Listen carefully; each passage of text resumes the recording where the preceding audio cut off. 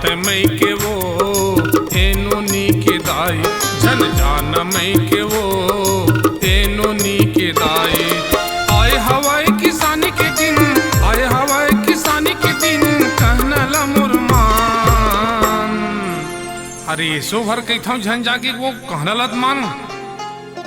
मैं के जाऊंगा हे बाबू के दादा, मैं जाऊं खुदी जाना हे बाबू के दादा।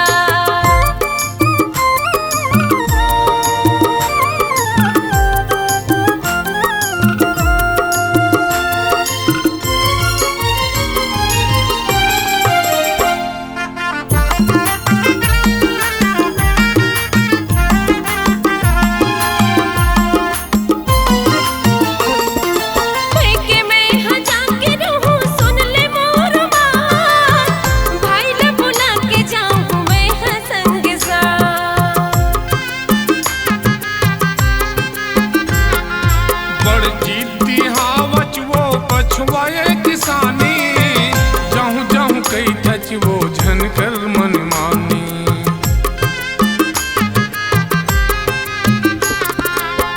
इसो भरी झन जा कई था, इसो भरी झन जा कई था हवा में परेशान। बड़ जिद्दी है जो तोर सन मायलू गिन नहीं देखे हम।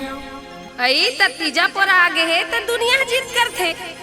मैं जाऊं जाऊं जाऊं मैं के जाऊंगा हे बाबू के दादा, मैं जाऊं खुदी जाना हे बाबू के दादा।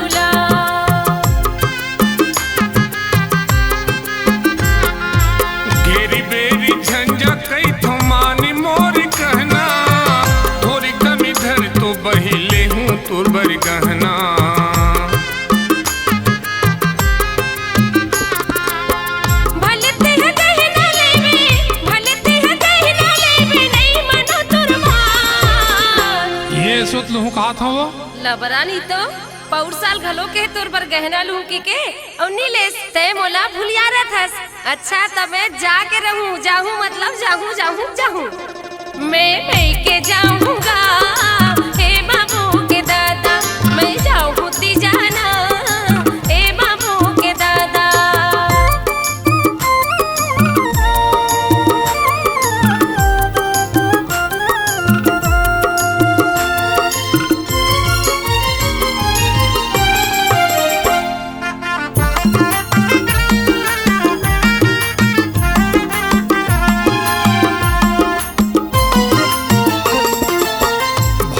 के सुघर सगुन तीजा के तिहार है। जाए बर जाबे वो तोर भाई लयान दे।